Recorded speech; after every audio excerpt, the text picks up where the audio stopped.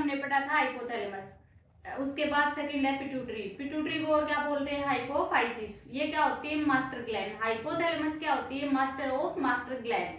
तो इसका भी ओरिजिन कैसा होता है, एक्टोडर्मल इन ओरिजिन। हाइपोथैलेमस का भी ओरिजिन कैसा था, एक्टोडर्मल।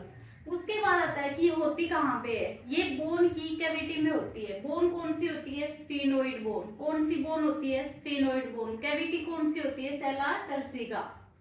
स्फेनोइड बोन की सेला टर्सिका कैविटी होती है, जहां पे क्या होता है, हमारा पिट्यूटरी लोकेटेड होती है। तो उसके बाद इसमें दिया गया है हाइपोथैलेमो हाइपोफाइजियल पोर्टल सिस्टम। इसमें क्या होता है, ये ऊपर वाला पार्ट होता है हमारा हाइपोथैलेमस, नीचे है पिट्यूटरी। और जो हाइपोथैलेमस और पिट्यूटरी को कनेक्ट करके रखता है उसको बोलते हैं स्टोक। स्टोक को इनफंडिबुलम बोलते हैं, स्टोक को। ऊपर क्या है हाइपोथैलेमस, नीचे क्या है पिट्यूटरी। जो दोनों को कनेक्ट कर रहा है उसको क्या बोलते हैं, इनफंडिबुलम। तो इसमें क्या होता है, यहाँ से हमारा ये क्या है, प्राइमरी प्लेक्सस। प्लेक्सस क्या होता है, एक जाल होता है किसी का, चाहे आर्टरी का हो, चाहे कैपिलरी का हो, चाहे नर्व्स का हो, किसी का भी हो। प्लेक्सस क्या होता है, जाल होता है एक।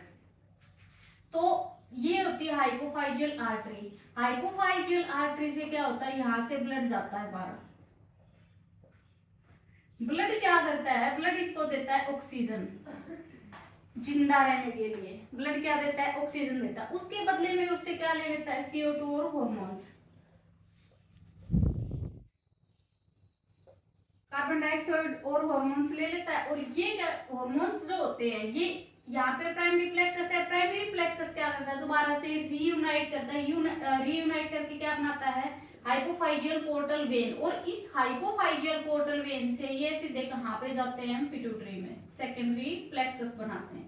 यहाँ पे क्या करता है, कहाँ से है, ये हाइपोथैलेमस से कहाँ पे आ गए, पिट्यूटरी में। तो सेकेंडरी प्लेक्सस में आने के बाद ये इसको बोलता है कि तू अब रिलीज कर, या जो हार्मोन है उनको सीक्रेट कर। तो क्या होता है, एक तो हमारे इनहिबिटरी हार्मोन होते हैं। इनहिबिटरी हार्मोन होते हैं तो वो क्या करेंगे, वो काम को रोक देंगे, रुक जा भाई, चुपचाप बैठ जाए यहीं पे। या फिर रिलीजिंग हार्मोन होंगे, जो ग्रोथ हार्मोन्स होंगे जैसे। और ये क्या होंगे, इनहिबिटरी हार्मोन्स होंगे, ये यहाँ पे रिलीज होंगे। ये क्या हमारा सेकेंडरी प्लेक्सस। ये जो वेन आर्टरी है जहां से जा रहा है, ये कौन सी है, हाइपोफाइजियल आर्टरी। किसके थ्रू एंट्री कर रहा है, हाइपोफाइजियल आर्टरी। कहाँ पे जा रहा है, प्राइमरी प्लेक्सस में। क्या देगा उसको, ऑक्सीजन। जिंदा रहने के लिए क्या चाहिए हमें, ऑक्सीजन, प्यार, मोहब्बत। तो ये वापस क्या लेगा इससे, CO2 हॉर्मोन्स। ये कहाँ पे जाएंगे, सेकेंडरी प्लेक्सस में। सेकेंडरी प्लेक्सस से या तो हार्मोन रिलीज करेगा वो इनहिबिटरी हार्मोन, या तो रिलीजिंग हार्मोन। अगर रिलीजिंग हार्मोन रिलीज करेगा तो क्या होंगे, वो जैसे ग्रोथ हार्मोन्स हो गए हमारे, प्रोलैक्टिन, और ऐसे ही इनहिबिटरी हार्मोन्स होते हैं। ठीक है। तो यहाँ पे ये क्या हमारे न्यूरॉन्स, SON और AVN। SON होता है सुप्रा ऑप्टिक न्यूक्लियाई। क्या होती है, सुप्रा optic nuclei. AVN paraventricular, sorry PVN paraventricular nuclei. तो ये क्या करते हैं, ये ऐसे हार्मोन होते हैं दो, ADH और ऑक्सीटोसिन, जो बन तो कहाँ पे रहे, हमारे हाइपोथैलेमस में। कहाँ पे बनते हैं ये ADH और ऑक्सीटोसिन, बनते तो हाइपोथैलेमस में है, पर इनकी सीक्रेशन कहाँ पे होती है, पिट्यूटरी में। तो ये किसको बनाता है, सुप्रा ऑप्टिक न्यूक्लियाई ADH को, और पैरावेंट्रिकुलर न्यूक्लियाई ऑक्सीटोसिन को। ठीक है। ये कौन सा एरिया हमारा, एंटीरियर पिट्यूटरी, ये पोस्टीरियर पिट्यूटरी। इसको पार्स नर्वोसा भी बोलते हैं और न्यूरो हाइपोफाइसिस भी बोलते हैं। और ये जो स्ट्रक्चर होता है ऐसे नीचे, इनको बोलते हैं हैरिंग्स बॉडी।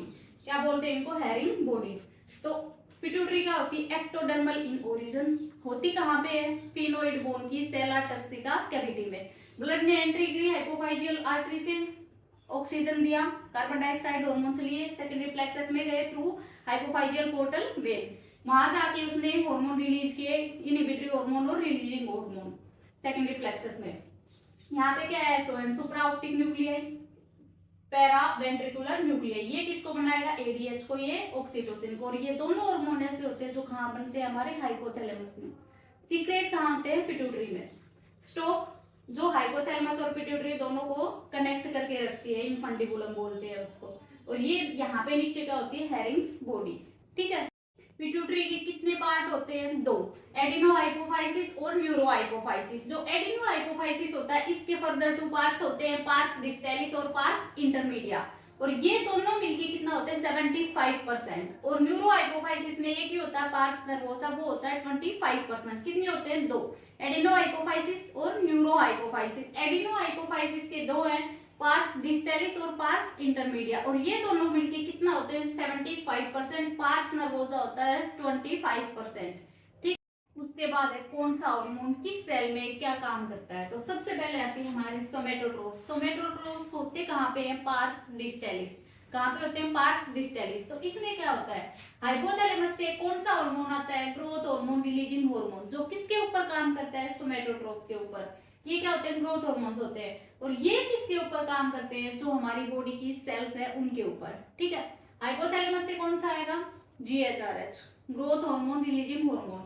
सोमेटोट्रोफ पे काम करेगा, क्या होते हैं, ग्रोथ हार्मोन्स होते हैं। और ये किस पे काम करेंगे, हमारी बॉडी की सेल्स के ऊपर। तो फीचर क्या होते हैं, ये ब्लड शुगर को बढ़ाएगा, ग्रोथ हार्मोन है तो बढ़ाएगा, तो इसको डायबिटोजेनिक इफेक्ट्स भी बोलते हैं। उसके बाद है कि कैल्शियम को डिपॉजिट करेगा या नहीं करेगा बोन्स पे, हमें हड्डियां बढ़ानी है तो कैल्शियम को क्या करेगा, डिपॉजिट करेगा बोन्स में।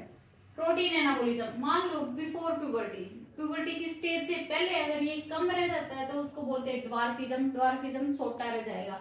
हाइपर में क्या होगा, गिगेंटिज्म, उसमें ऐसे हो जाता है अबनॉर्मल लार्जनेस आ जाती है। ये नहीं है कि पूरा का पूरा लंबा, किसी का कोई एक हाथ लंबा हो गया, ऐसे हो जाता है, अबनॉर्मल लार्जनेस आ जाती है उसमें।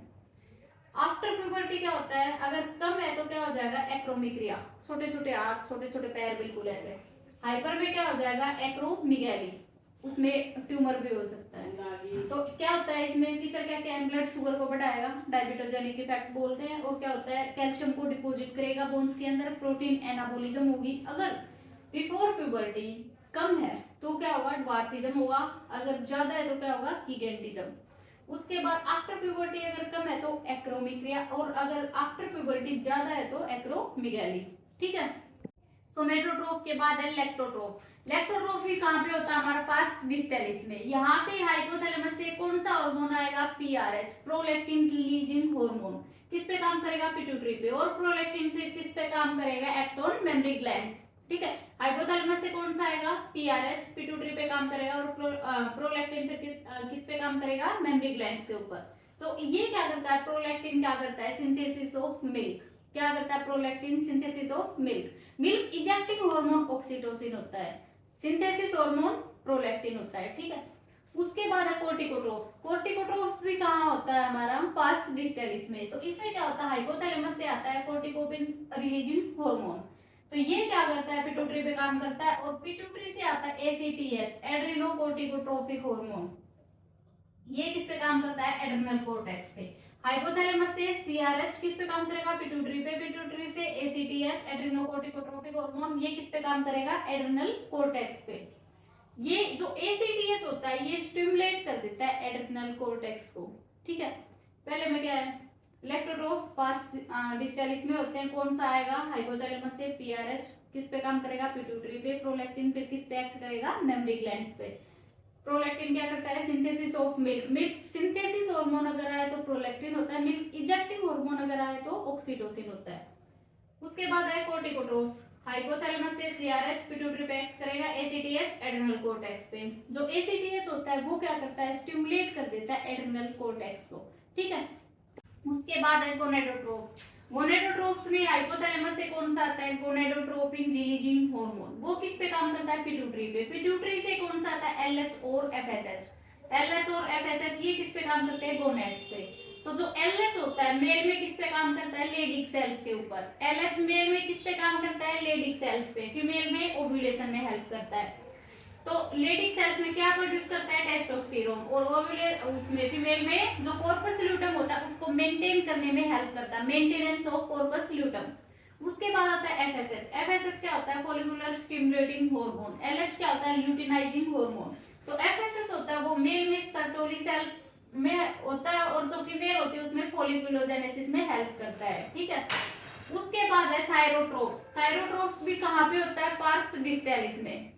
और जो थायराइड ग्लैंड होती है हमारी लार्जेस्ट एंडोक्राइन ग्लैंड होती है। Thyroid gland largest endocrine gland होती है। और अगर एक्सोक्राइन पूछे तो लीवर होती है। तो यहाँ पे हाइपोथैलेमस से कौन सा आता है, टीआरएच, थायरोट्रोपिन रिलीजिंग हार्मोन। किस पे एक्ट करता है, पिट्यूटरी पे। पिट्यूटरी से टीएसएच। टीएसएच होता है थायराइड स्टिमुलेटिंग हार्मोन।